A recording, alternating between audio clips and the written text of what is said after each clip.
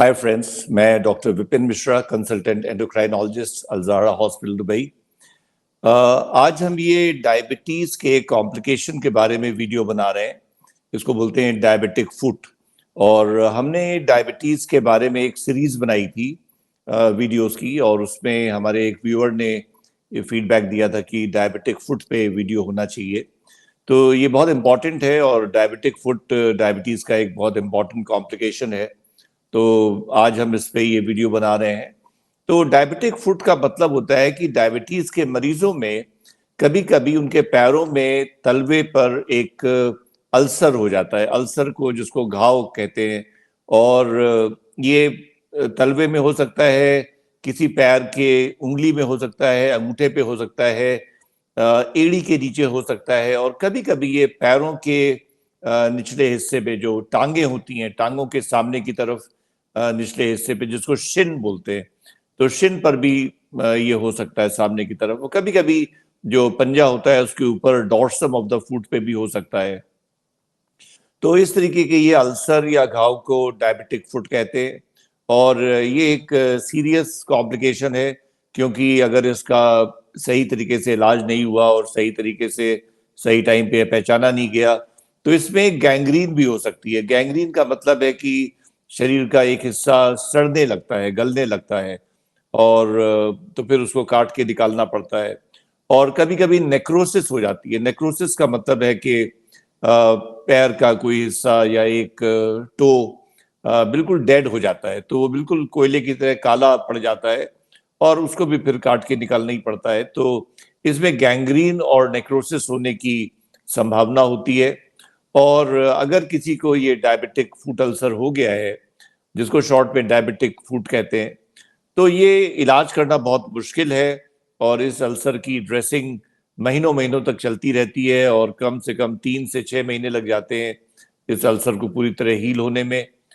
और अक्सर इसमें एक पैर की उंगली या अंगूठा या पैर का हिस्सा, या कभी कभी पूरा का पूरा पैर का नीचे का पंजा काटना भी पड़ सकता है। तो इसलिए डायबिटीज के मरीजों के लिए ये बहुत इम्पॉर्टेंट है कि इस पर ध्यान रखें और इसकी केयर करें। तो पहला सवाल ये है कि डायबिटिक फुट क्यों होता है। तो हम आपको बताएंगे डायबिटिक फुट जो बनता है, इसमें 6 चीजें कंट्रीब्यूट करती हैं। तो जो सबसे बड़ी चीज है, पहली चीज है, वो है डायबिटिक न्यूरोपैथी। और डायबिटिक न्यूरोपैथी का मतलब है कि डायबिटीज के मरीजों में नर्व्स डैमेज होती हैं, और अमूमन जो डिस्टल नर्व्स होती हैं, जो जितना दूर का एरिया होता है ब्रेन से और स्पाइनल कॉर्ड से, वहां की नर्व ज्यादा डैमेज होती हैं। तो पैर सबसे दूर होते हैं, पंजे स्पाइनल कॉर्ड से सबसे दूर होते हैं, तो वहां की नसें सबसे ज्यादा डैमेज होती हैं। और फिर वहां पर शुरू में ऐसा हो सकता है कि एब्नॉर्मल सेंसेशंस हो, बर्निंग हो, पेन हो, टिंगलिंग हो, और ऐसा लग रहा हो कि गद्दे पे चल रहे हैं। इस तरीके के एब्नॉर्मल सिम्टम्स हो सकते हैं। और फिर एक वक्त आता है कि जब लॉस ऑफ सिम्टम्स हो जाता है, जब वो बिल्कुल नम पड़ जाता है, नमनेस हो जाती है, सुन्न पड़ जाता है। तो ये न्यूरोपैथी डायबिटिक फुट का सबसे इंपॉर्टेंट कॉज है, क्योंकि अब वहां पर अगर कोई इंजरी होगी और वहां पे कोई प्रॉब्लम होगी, तो वो उस मरीज को पता नहीं लगेगा। दूसरा जो कारण बनता है, वो बनता है इंजरी का, कि अगर ये पेशेंट कहीं किसी सरफेस पे चल रहा है नंगे पैर, तो एक छोटा सा कंकड़ अगर आ गया वहां पर, तो वो पैर में चुभेगा, कोई कांटा आ गया वो पैर में चुभेगा, और मरीज को पता नहीं लगेगा। तो इस वजह से वो इंजरी ज्यादा हो जाएगी। कभी कभी वो कंकड़ या कांटा पैर के अंदर रुक भी सकता है, इम्पैक्टेड हो जाता है, तो वो फिर बहुत तेजी से उसको इंजरी को आगे बढ़ाएगा। और अक्सर ऐसा देखा गया है कि इंजरी काफी बढ़ जाती है और घाव बड़ा हो जाता है, तब तक इन मरीजों को पता नहीं होता है कि इनके पैर में कोई समस्या है। और तीसरा कारण बनता है कि उसमें फिर इन्फेक्शन हो जाता है, और ये इन्फेक्शन उसको फिर प्रॉपर एक अल्सर में तब्दील कर देता है, उससे पस वगैरह भी आने लगता है। इसमें एक जो चीज सबसे सहायक होती है, वो चौथा पॉइंट है, कि डायबिटीज के मरीजों में ब्लड सर्कुलेशन कम होता है, क्योंकि इनकी ब्लड वेसल्स थोड़ी सक्रिय हो जाती हैं वक्त के साथ साथ। ये बात आपको पहले भी बताई जा चुकी है कि डायबिटीज में कार्डियोवैस्कुलर कॉम्प्लिकेशन सबसे ज्यादा होते हैं। तो जैसे हार्ट की कोरोनरी ब्लड वेसल्स अगर ऑब्लिटरेट हो जाती हैं, उसमें रुकावट आ जाती है तो उससे हार्ट अटैक पड़ता है। और ब्रेन की जो आर्टरीज है उनमें रुकावट आ जाती है तो स्ट्रोक पड़ता है। और इसी तरह अगर पैरों की ब्लड वेसल्स सक्रिय हो जाएं और पैरों में ब्लड का सर्कुलेशन कम हो जाए तो वो डायबिटिक फुट के डेवलपमेंट में कंट्रीब्यूट करते हैं। पांचवा ये होता है कि डायबिटीज के मरीजों में इम्यूनिटी कम होती है, तो चूंकि उनका इम्यून सिस्टम वीक होता है तो उनका घाव आसानी से भरता नहीं है, बॉडी उसको हील अप नहीं कर पाती है। और छठा कारण होता है कि ऑल्टर्ड प्रेशर पॉइंट्स होते हैं।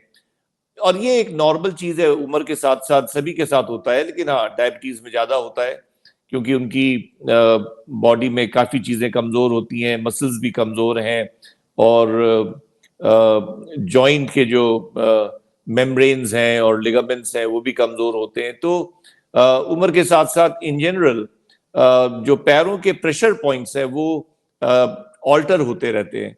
तो अगर किसी नॉर्मल इंसान के पैर पे कहीं बहुत ज्यादा प्रेशर पड़ रहा है एक पॉइंट पे, क्योंकि पैरों पे पूरी बॉडी का प्रेशर पड़ता है, तो वो पैर अपना हटा लेगा वहां से, पैर को थोड़ा सा उसका पोस्चर शिफ्ट कर देगा तो उसका प्रेशर बहुत ज्यादा नहीं पड़ेगा। लेकिन डायबिटीज के मरीज को चूंकि मालूम नहीं पड़ रहा होता है कि उसको वहां पर प्रेशर ज्यादा, उसको फील नहीं करता है, तो पूरी बॉडी का प्रेशर किसी एक पॉइंट पे अगर पड़ता है तो वो वहां पे डैमेज आसानी से हो जाती है और ज्यादा हो जाती है।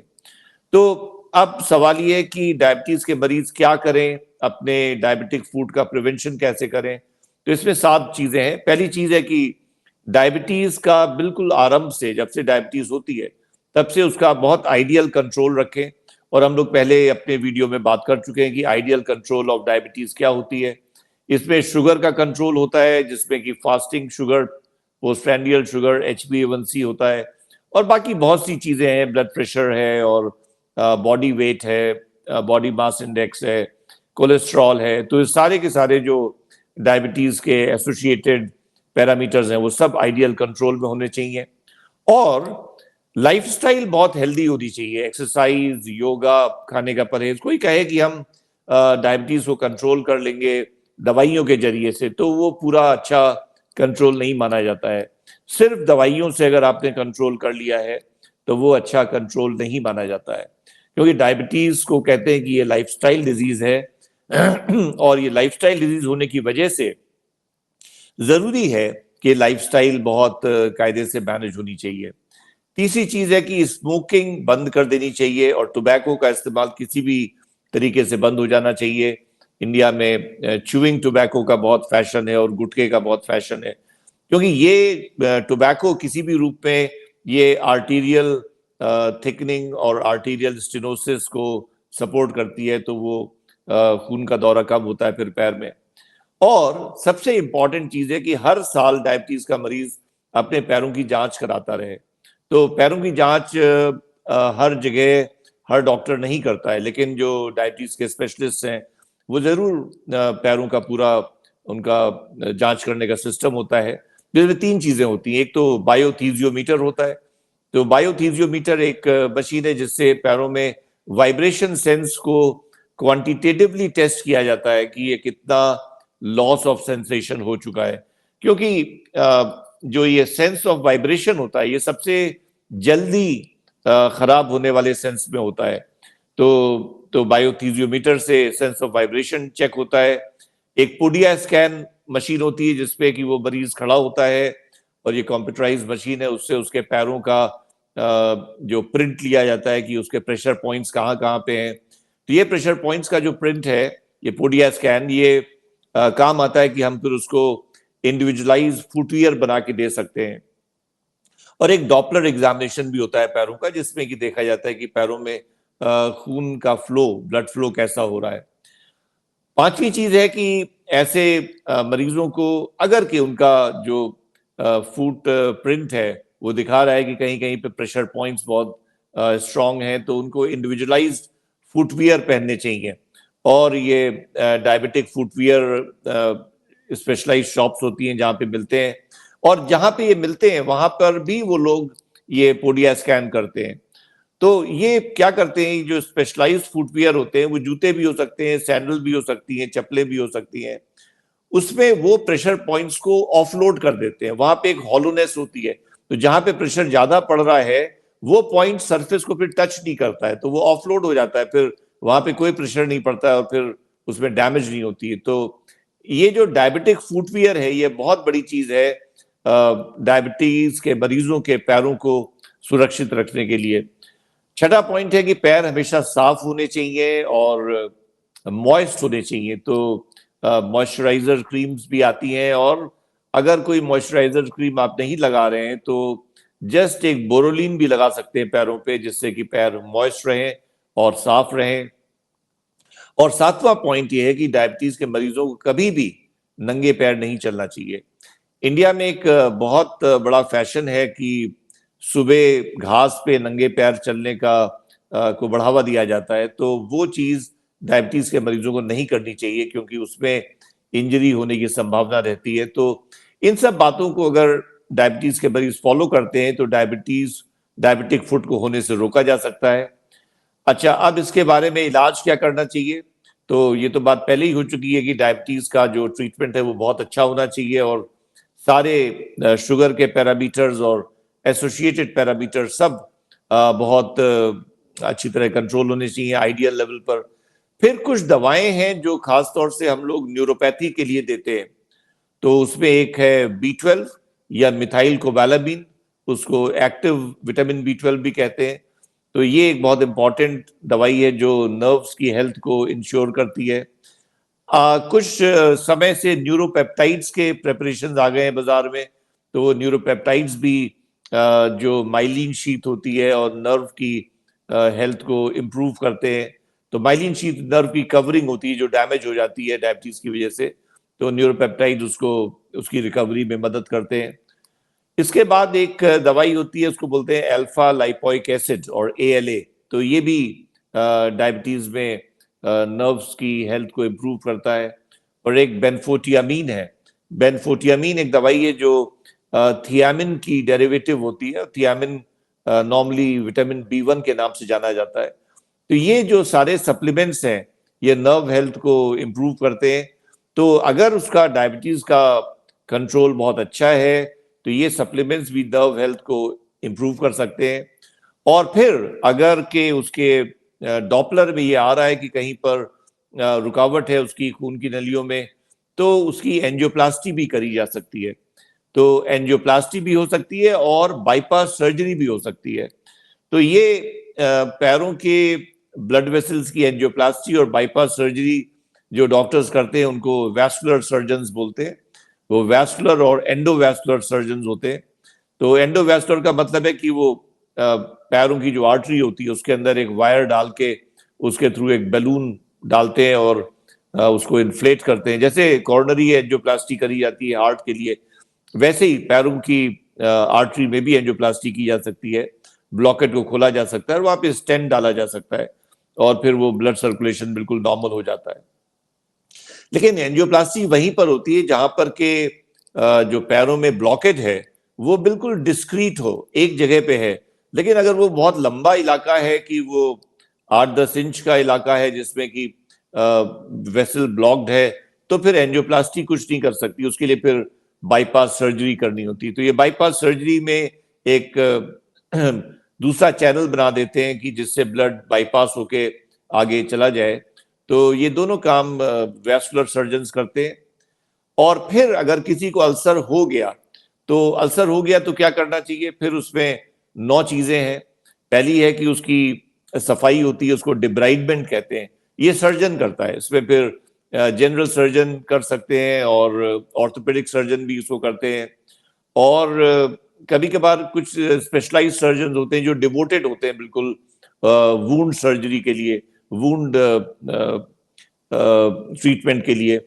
तो डिब्राइडमेंट का मतलब होता है कि जो अनहेल्दी टिश्यू होता है, थोड़ा नेक्रोटिक टिश्यू होता है, वो सब निकाल देते हैं, वो हीलिंग में बाधा बनता है। और अगर कोई गैंग्रीनस टिश्यू हो तो उसको भी निकाल देते हैं। और जो वुंड बचती है फिर वो क्लीन वुंड होती है और फिर उसमें रेगुलर ड्रेसिंग शुरू होती है। ड्रेसिंग एंटीसेप्टिक से पूरा सफाई होती है रेगुलरली, रोज या ऑल्टरनेट डे पे उसमें एंटीबायोटिक के साथ और भी हीलर्स हैं जिनके साथ उसको उसकी ड्रेसिंग करी जाती है, तो थोड़े दिन में वहां पे एक हेल्दी टिश्यू बनने लगता है, दिखाई पड़ने लगता है, जिसको ग्रेनुलेशन टिश्यू कहते हैं। और अगर वो ग्रेनुलेशन टिश्यू आ जाता है तो उसका मतलब हीलिंग प्रोसेस अच्छी तरीके से हो रहा है। एंटीबायोटिक्स देनी पड़ती हैं इन लोगों को, क्योंकि इन्फेक्शन हमेशा ही होता है ऐसे केसेस में। चौथे नंबर पे एक और तरीका है इलाज का, उसको बोलते हैं हाइपरबैरिक ऑक्सीजन थेरेपी। ये हर जगह नहीं उपलब्ध होता है, लेकिन जैसे दुबई में हम जिस हॉस्पिटल में काम करते हैं, यहाँ पे हाइपरबैरिक ऑक्सीजन थेरेपी है, तो उसमें पैर को थोड़ी देर के लिए रखा जाता है, तो उसमें ज्यादा ऑक्सीजन होती है, उससे जो वुंड है उसकी हेल्थ इंप्रूव होती है, उसकी हीलिंग इंप्रूव होती है। एक और दवाई है पेंटॉक्सीफाइलिन, जो कि दुनिया में हर जगह मिलती है। ये पेरिफेरल एरियाज में ब्लड सर्कुलेशन को बढ़ा देती है, तो पेंटॉक्सीफाइलिन का भी इस्तेमाल हम लोग डायबिटीज के मरीजों में करते हैं। और इनमें एंजियोप्लास्टी और बाईपास सर्जरी कर सकते हैं अगर अल्सर है किसी को। और अल्सर के ड्रेसिंग के दौरान और उसके इलाज के दौरान हमने उसकी डॉपलर किया और डॉपलर में देखा कि उसका ब्लॉकेड है, तो ये समझ लीजिए कि फिर वो ड्रेसिंग से मरीज ठीक नहीं होगा, क्योंकि जब तक ब्लॉकेड है और ब्लॉकेड नहीं ठीक होगा तो उसका उसका इलाज अच्छा नहीं हो सकता है, क्योंकि जब खून ही नहीं पहुंच रहा है तो हीलिंग कैसे होगी? हीलिंग तो नेचुरल तरीकों से ही होती है, तो उसके लिए फिर एंजियोप्लास्टी या बाईपास सर्जरी जैसा भी नेचर है उसका ब्लॉकेट का, उस हिसाब से करा जाता है। सातवां नंबर है कि एक्सरे करके देखते हैं कि क्या इन्फेक्शन बोन्स में तो नहीं पहुंच गया है। और इन्फेक्शन अगर बोन्स में होता है तो उसको ऑस्टियोमाइलाइटिस कहते हैं। और ऑस्टियोमाइलाइटिस भी एक बहुत सीरियस चीज है, और इसमें बोन्स गल भी जाती हैं, और अक्सर ऑस्टियोमाइलाइटिस अगर होता है तो फिर पैर को या उंगली को काटना पड़ सकता है। लेकिन अगर ऑस्टियोमाइलाइटिस बहुत सीवियर नहीं है तो एंटीबायोटिक से भी ठीक हो जाती है।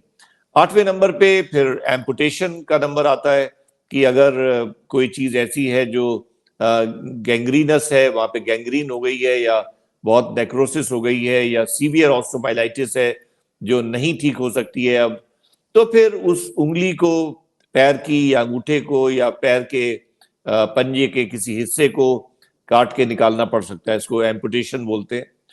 और एम्पुटेशन अगर करना पड़ता है पैर का, कभी कभी तो एड़ी के ऊपर भी एम्पुटेशन होता है। अगर डायबिटिक फुट बहुत सीवियर है और पूरा का पूरा पैर का पंजा ही खराब हो गया है और गल गया है और उसमें गैंग्रीन हो गई है, तो एड़ी के ऊपर से भी पूरा पैर पंजा पूरा काटना पड़ सकता है। तो डिपेंडिंग अपॉन कि कितना पंजा काटा गया है या अंगूठा काटा गया है या उंगली काटी गई है एम्पुटेशन में, तो उसमें फिर एक प्रोस्थेसिस लगाई जाती है। तो नवी चीज है कि यूज ऑफ प्रोस्थेसिस। प्रोस्थेसिस का मतलब है कि नकली पंजा, नकली पैर, या एक आर्टिफिशियल शू भी बनाया जा सकता है उनके लिए, कि वो उस जूते को पहन लेंगे तो उनको चलने में आराम होगा। तो ये सारी चीजें करी जाती हैं डायबिटिक फूट के इलाज में। तो हम इस वीडियो को यहीं पे समाप्त कर रहे हैं, और ऐसी उम्मीद करते हैं कि अगर आप लोग को डायबिटीज है, जिन भी लोगों को, तो वो अच्छी तरह अपने डायबिटीज को कंट्रोल करेंगे, और पैरों का भी विशेष ध्यान रखेंगे, और डायबिटिक फूट को प्रिवेंट करेंगे। और प्रिवेंशन ही डायबिटिक फूट का सबसे बड़ा इलाज है। Thank you.